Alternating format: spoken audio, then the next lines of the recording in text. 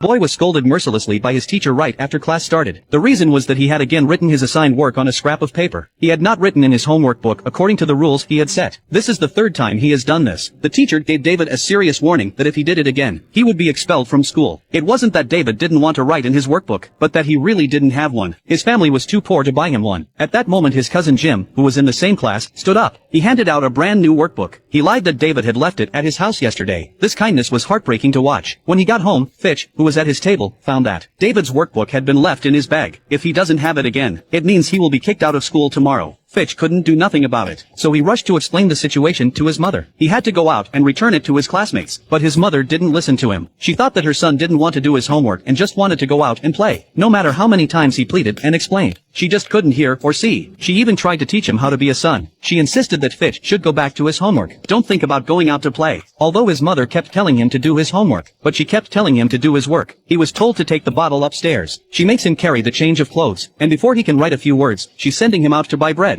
Fitch realizes that this is a good opportunity, so he hid his workbook under his clothes, with a swift stride, across a waste ground, across the shady woods to return the book. Fitch didn't know the exact address of David's house. He'd only heard him say he lived in Bostic, but he didn't know the place. He searched for a long time without finding it. Time was running out and he decided to ask a passerby. He was forced to ask a passerby, and realized that Bosty wasn't just a village road. It was the collective name for the whole community. Fitch's eyes were as confused as an old cow's. That's when he met another fellow student. Instinctively, he asked his classmate for David's address, but his classmate didn't know where David lived. All he knew was that his cousin lived one street over. The only blue door was his home. The classmate tried to help Fitch with his search, but he had milk to carry and couldn't leave. So Fitch followed the information and passed an alleyway. He accidentally saw a pair of trousers hanging out to dry. They were exactly the same as the ones David was wearing today. Fitch thought this was his home, so he called out David's name, but no one appeared after a long time. He went to the neighbor's house and asked the old man, because he didn't want to listen to the children. They all said they didn't know. Fitch had to run back. He saw an old woman about to take away her trousers. He rushed up to ask. To his dismay, the old woman said the trousers belonged to her grandson, but the grandson's name wasn't David. Fitch kept looking. Finally, around the corner, he saw a blue door, but no one seems to be home. The woman behind her suddenly spoke up. The woman behind her suddenly said that the family had just left 5 minutes ago for Kalka. That's where Fitch lives. I can still see them when I go back.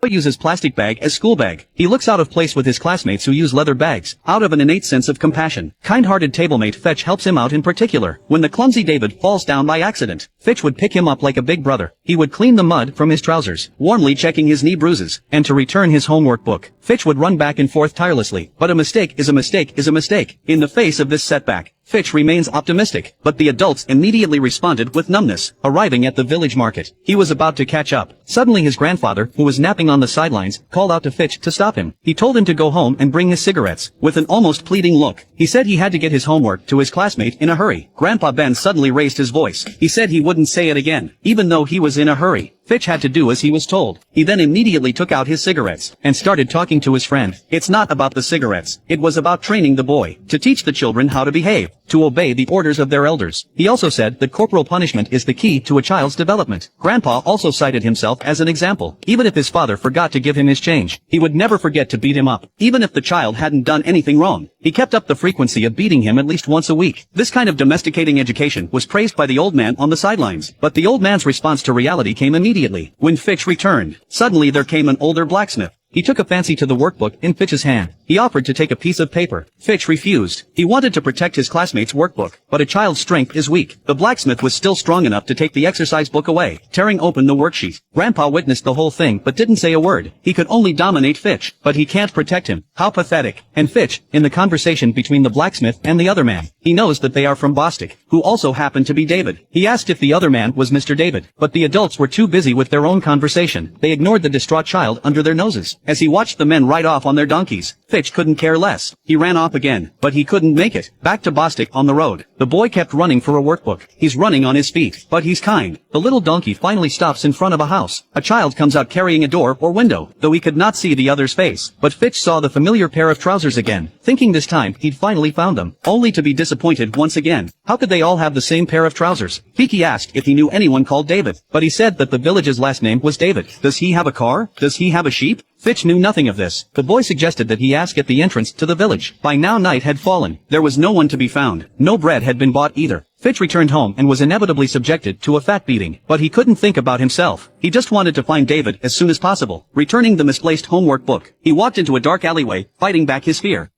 to check homework in class. This boy without a workbook is nervous as hell. To adults, children are silent lambs. And good Fitch kept running to save this lamb. It's his feet that are running. And it was his kindness that made Joe good. He walked into a dark alley with fear in his heart. He looked around, like a child hoping for a starlight. At that moment a bright light shone. Seeing someone Fitch knocked politely on the door. An old man pushed open the door and window. Fitch explained to the old man why he was there. He said he knew David's house, and was willing to show him the way. The time was right, and so it was. The old man and the young man walked along the faint light towards David's house. Fitch was very anxious, but he didn't want to rush the old man. On the way, the old man began to talk in general terms. He was an old carpenter who had been making doors all his life. But these days, he doesn't get asked to make doors anymore. Young people nowadays like iron doors. They think that iron doors don't break. Doors may last a lifetime, but they don't know how long a lifetime is. The old carpenter, who had been a strong man all his life, was eventually overwhelmed by the flood of social development. A short journey, the old man's life is told, as their voices are not heard by others in the same way. At this moment, the old man and the young woman are more like old friends. The old man and the young man were like friends. Eventually, the old carpenter stopped at a bend in the road. David's house was just ahead. Fitch ran down with great anticipation. A familiar little donkey meets him again. He double-checked incredulously. It was the same donkey he had been chasing. This was the donkey he had mistaken for David's house during the day. He had come full circle to the same place. By now the night sky was full of stars. In order to be worthy of the old man's kindness, what he did next was even warmer. Fitch hid his homework book in his clothes. He lied that he had delivered it to his classmate. He also thanked the old man for his kindness. The stars don't ask for help. This return journey is one of the warmest moments in the film. Fitch, who wanted to return his homework book to his classmate, he encountered many closed doors. Eventually, the old man opens a window for him. The next morning, Fitch doesn't show up for class. The first thing the teacher did was check the homework he had given yesterday. Not surprisingly, David pulled out another scrap of paper. Trembling with nerves, he didn't even dare to look up. As the teacher's breath came closer and closer, David's mind went blank. Then he burst into tears. He loved learning, but they were definitely going to get expelled. Just then, a late Fitch pushed open the classroom door. Fitch, who was never late, was late today. He must have gone to Bostic again early this morning. Another unsuccessful search. Back in his seat, Fitch pulled out David's homework book and whispered, "Don't worry, I've already written it for you." For the first time, the teacher complimented David on his work. Surprisingly, there was a little yellow flower inside. What a warm and kind gesture. The mother doing the laundry not knowing why her son is unhappy. The grandfather smoking a cigarette who doesn't know why his grandson is running around. The teacher checking homework doesn't know why the student is late. Only the little yellow flower in the homework book knows. This kind boy, last night went on a risk for another boy. Just saved this boy's world. It also reflects the numbness and indifference of the adult world, in contrast to the innocent and kind world of children.